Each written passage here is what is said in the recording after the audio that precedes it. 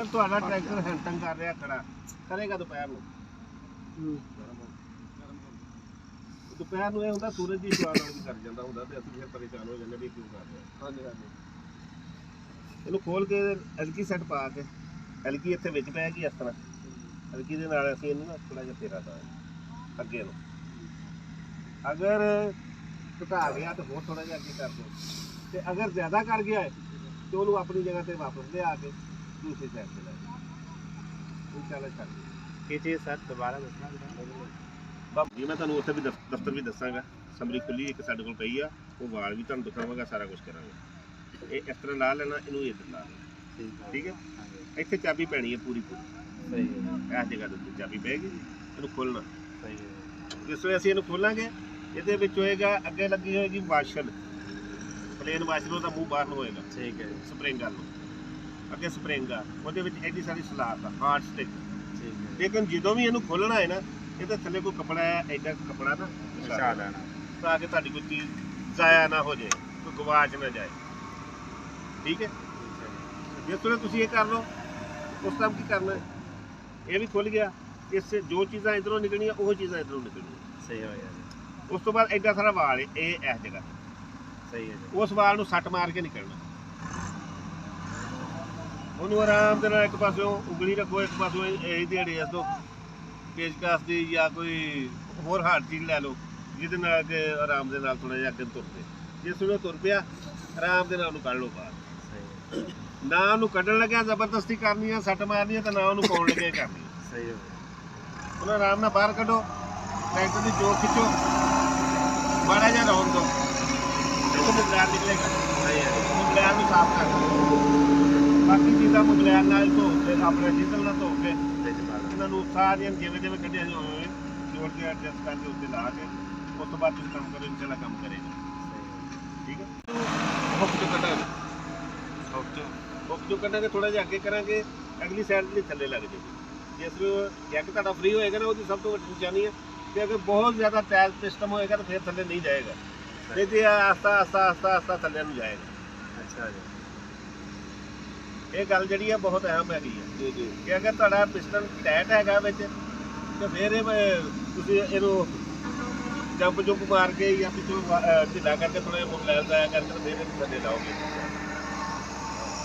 Otherwise ਇਹ ਥੱਲੇ ਨਹੀਂ ਜਾਏਗਾ ਸਹੀ ਹਾਂਜੀ ਇਹ ਥੱਲੇ ਲੱਗ ਗਿਆ ਅਗਲੀ ਸਾਈਡ ਤੁਹਾਡਾ ਜੈਕ ਖੁੱਲ ਗਿਆ ਸਹੀ ਹੈ। ਜੈਕ ਦੇ ਥੱਲੇ ਲਾਓ ਗੁੱਲਾ ਜੈਕ ਦੇ ਥੱਲੇ ਕਿਹੜੀ ਜਗ੍ਹਾ ਤੇ ਜੈਕ ਦੀ ਕਾਲਰ ਤੇ ਅੱਛਾ ਜੀ ਗੁੱਲਾ ਲਾਓ ਸਹੀ ਹੈ। ਉਸ ਤੋਂ ਬਾਅਦ ਡਰੋ ਬਾਲ ਨਾਲ ਚੱਕ ਕੇ ਹਾਂਜੀ ਹੁੱਕ ਦੇ ਵਿੱਚ ਪਾਓ ਹੁੱਕ 'ਚ ਪਾ ਕੇ ਤੁਹਾਡਾ ਬਲੇਡ ਇੰਨਾ ਜ਼ਮੀਨ ਤੋਂ ਤਾਂ ਆ ਜਾਏਗਾ ਤੁਸੀਂ ਇਹਨੂੰ ਘਰ ਆਰਾਮ ਨਾਲ ਲੈ ਜਾਓ ਸਹੀ ਹੋ ਗਿਆ। ਹਾਈਡ੍ਰੋਲਿਕ ਪੰਪ ਦਾ ਚੈੱਕ ਕਰਨ ਦਾ ਕਿਸ ਤਰੀਕਾ ਕਿ ਅਸੀਂ ਲੀਵਰ ਆਪਣੇ ਥੱਲੇ ਕਰ ਦਾਂਗੇ ਯੂਨਿਟ ਦਾ ਲੀਵਰ ਵੀ ਜਿਹੜਾ ਹਾਈਡ੍ਰੋਲਿਕ ਕਰ ਦਾਂਗੇ। ਅਗਰ ਅਸੀਂ ਲੈਂਕਾਂ ਥੱਲੇ ਉੱਤੇ ਕਰਦੇ ਹਾਂ ਲੈਂਕਾਂ ਸਾਡੀਆਂ ਹਰਕਤ ਕਰ ਰਹੀਆਂ ਨੇ ਤੇ ਸਾਡਾ ਪੰਪ ਤਾਂ ਠੀਕ ਹੈ ਹਾਂਜੀ ਫਿਰ ਸਾਡੇ ਜੈਕ ਦਾ ਪ੍ਰੋਬਲਮ ਹੈ ਹਾਂਜੀ ਅਗਰ ਉਧਰੋਂ ਲੇਕਿਨ ਫਿਰ ਅਸੀਂ ਇਹ ਚੀਜ਼ ਦੇਖਣੀ ਹੈ ਕਿ ਪੰਪ ਸਾਡਾ ਲੈਂਕਾਂ ਤੇ ਤਾਂ ਕਰ ਲਿਆ ਹੈ ਕਿ ਆਦੇ ਉਹਦੇ ਪ੍ਰੈਸ਼ਰ ਪੂਰਾ ਹੈ ਪ੍ਰੈਸ਼ਰ ਵੀ ਤਾਂ ਚੈੱਕ ਕਰਨਾ ਹੈ ਨਾ ਫਿਰ ਅਸੀਂ ਥੋੜਾ ਜਿਹਾ ਇਹਨੂੰ ਇੱਥੋਂ ਢਿੱਲਾ ਕਰਾਂਗੇ ਜਿਸ ਵੇਲੇ ਅਸੀਂ ਥੋੜਾ ਜਿਹਾ ਬਟਨ ਦਾ ਆਸਰਾ ਕਰਾਂਗੇ ਨਾ ਅਗਰ ਇੱਥੋਂ ਬਹੁਤ ਤੇਜ਼ੀ ਦੇ ਨਾਲ ਸਪੀਡ ਦੇ ਨਾਲ ਮੁਗਲੈਲ ਬਾਹਰ ਆਉਂਦਾ ਹੈ ਤੇ ਸਮਝੋ ਤੁਹਾਡਾ ਪ੍ਰੈਸ਼ਰ ਵੀ ਪੂਰਾ ਹੈ ਫਿਰ ਇਸ ਜਗ੍ਹਾ ਨੂੰ ਵੀ ਕੱਸ ਦਿਓ ਫਿਰ ਆ ਜਾਓ ਪਿੱਛੇ ਚੈੱਕ ਕਰ ਤੁਹਾਡਾ ਜੈਕ ਖਰਾਬ ਹੈ ਜੈਕ ਦੀਆਂ ਸੀਲਾਂ ਫਟ ਗਈਆਂ ਅੱਗੇ ਹੁੰਦਾ ਸੀਗਾ ਕਿ ਅੱਗੇ ਥੱਲੇ ਸੀਲ ਦੇ ਹੀ ਪਾਉਂਦੇ ਮੇਨ ਸੀਲ ਜੈਕ ਦੇ ਥੱਲੇ ਉਹਦੇ ਸੀ ਪਾਉਂਦੇ ਤੇ ਪਤਾ ਹੀ ਉਦੋਂ ਲੱਗਦਾ ਸੀ ਜਿਸ ਵੇਲੇ ਚੈਂਬਰ ਵਿਹਲਾ ਹੋ ਜਾਂਦਾ ਸੀ ਅੱਛਾ ਜੀ ਲੀਕ ਹੋ ਜਾਂਦਾ ਸੀ। ਹੁਣ ਉਸ ਲੀਕੇਜ ਨੂੰ ਕਵਰ ਕੀਤਾ ਹੈ ਸਾਡੇ ਪਾਕਿਸਤਾਨੀ ਇੰਜੀਨੀਅਰਾਂ ਨੇ ਕਿਉਂਕਿ ਬਾਹਰੋਂ ਨਹੀਂ ਹੋਇਆ ਇਹ ਇੱਥੋਂ ਆਣ ਕੇ ਹੋਇਆ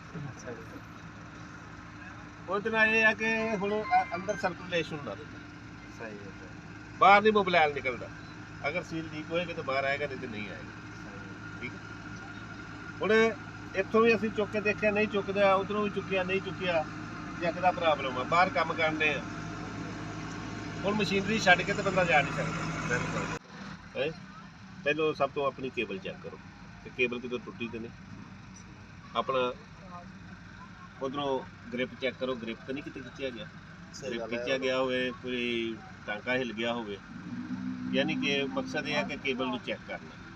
ਕੇਬਲ ਚੈੱਕ ਕਰਕੇ ਫਿਰ ਬਾਅਦ ਦੇ ਵਿੱਚ ਤੁਸੀਂ ਇਹਨੂੰ, ਅਗਰ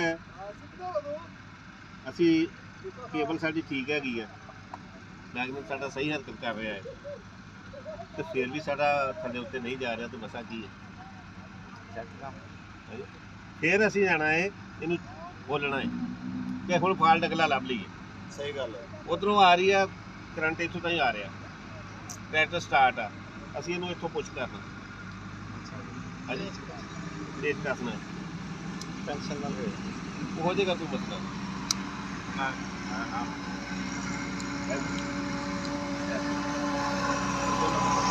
ਠੀਕ ਹੈ, ਬੰਦਾ ਉੱਤੇ ਜਾਏ, चला जाए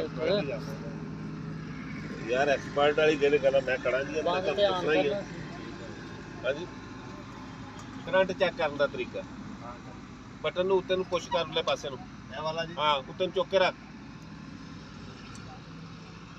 ਕਰੰਟ ਆ ਰਿਹਾ, ਆ ਰਿਹਾ, ਬਸ ਚੱਲ छाड़ दो। ਇਸੇ ਤਰ੍ਹਾਂ ਇਹਨੂੰ ਚੈੱਕ ਕਰ।